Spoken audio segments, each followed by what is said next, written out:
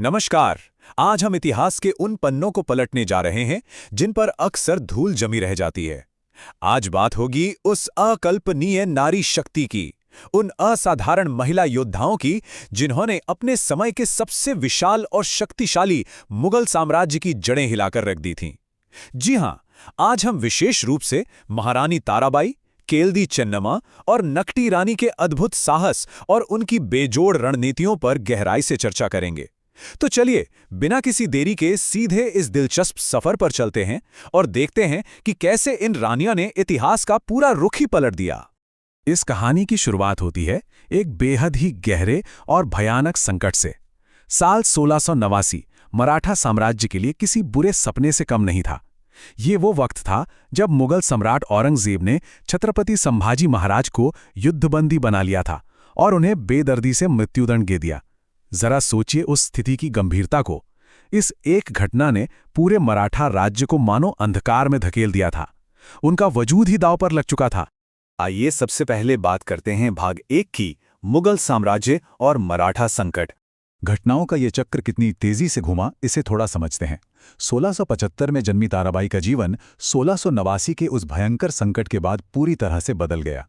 संभाजी महाराज के जाने के बाद उनके भाई राजाराम भोसले ने किसी तरह नेतृत्व संभाला, लेकिन किस्मत को शायद कुछ और ही मंजूर था।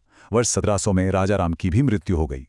अब कल्पना कीजिए, एक इतना विशाल साम्राज्य जो पहले से ही मुगलों के ताबड़तोड़ हमलों से जूझ रहा था, वो अचानक बिना किसी लीडर के रह गया।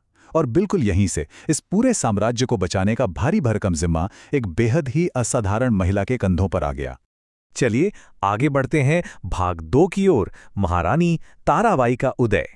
अब यहाँ एक बहुत ही बड़ा सवाल खड़ा होता है। एक ऐसे नाजुक मोड़ पर जहां मुगल सेना मराठों का नामो निशान मिटाने का सपना देख रही थी, वहां एक विधवा रानी ने न सिर्फ साम्राज्य को बचाया बल्कि उसे एक नई धार भी दी। सोचने वाली बात है, आखिर ये चमत्कार हुआ कैसे? असल में इसका जवाब उनके अतीत में छिपा है। ताराबाई कोई साधारण रानी बिल्कुल नहीं थी। वो प्रसिद्ध सेनापति हम्बीरराव मोहिते की बेटी थी और इसीलिए बचपन से ही उन्हें युद्ध कला की बेहद कड़ी ट्रेनिंग मिली थी। घुड़सवारी हो, तेज तलवारबाजी हो या फिर राज्य प्रशासन की बारीक समझ, वो हर चीज में एकदम माहिर थीं।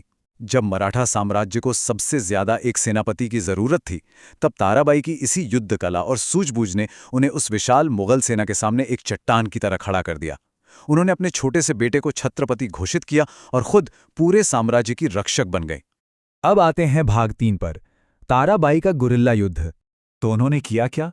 ताराबाई ने छत्रपति शिवाजी महाराज की रणनीतियों को अपनाया और उन्हें एक नए स्तर पर ले गईं। उन्होंने दक्कन की उस ऊबड़-खाबड़ भौगोलिक